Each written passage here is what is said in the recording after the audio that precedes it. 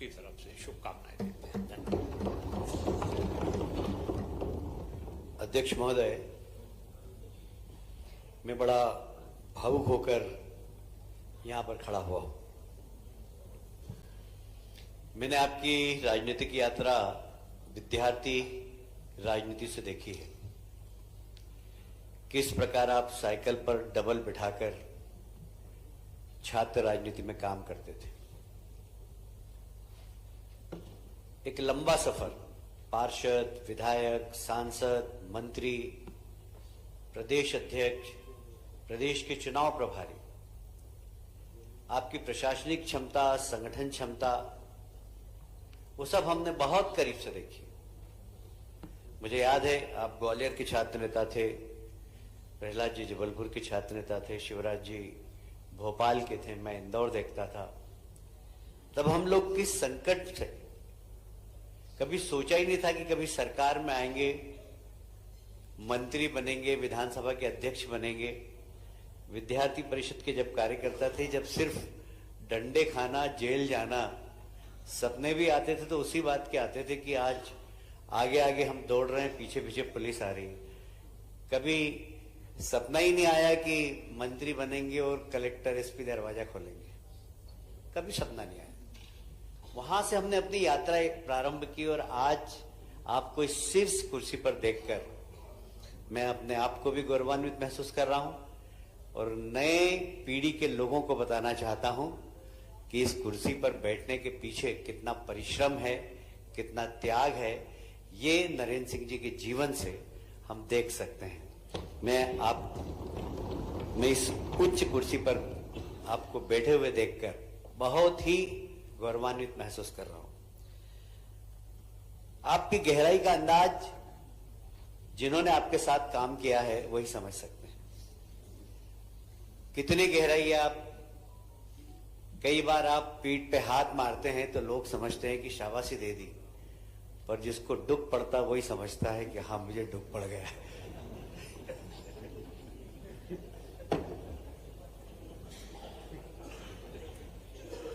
ये आपका अंदाज है निराला, और इसको वही समझ सकता है जिसने आपके साथ काम किया है। अध्यक्ष जी, मध्य प्रदेश की विधानसभा उन श्रेष्ठ विधानसभाओं में रही है जहां अच्छी गंभीर चर्चा होती है।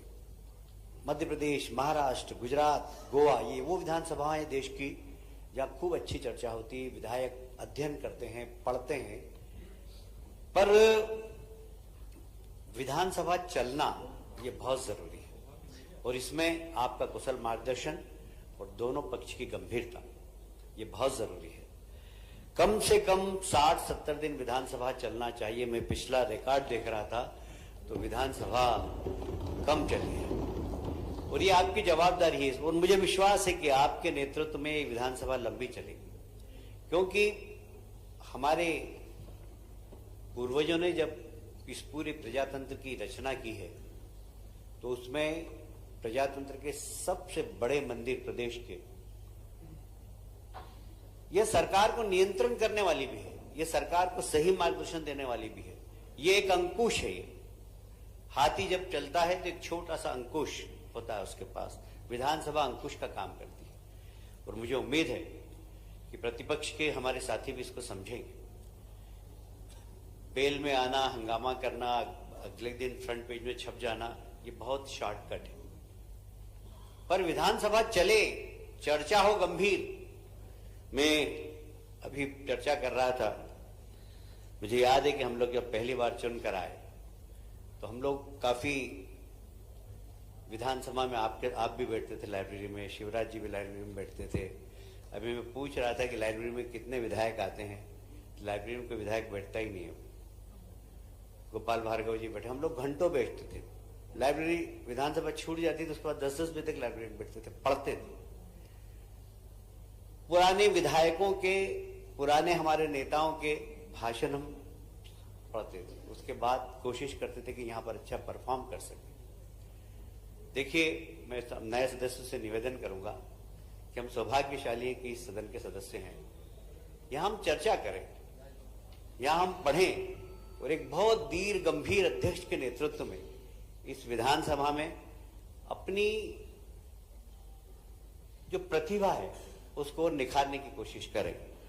यह प्लेटफॉर्म मध्य प्रदेश के उस अंतिम व्यक्ति के सर्वांगीण विकास की अपेक्षा वाला प्लेटफॉर्म है और इसलिए हम सबकी जवाबदारी है कि मध्य प्रदेश के विकास में यह सदन महत्वपूर्ण भूमिका अदा करेगा।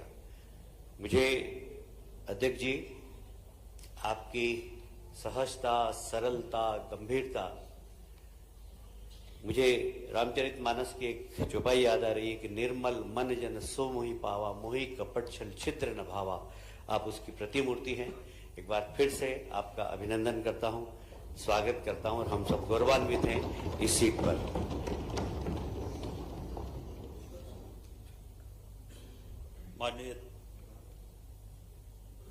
माननीय अध्यक्ष महोदय,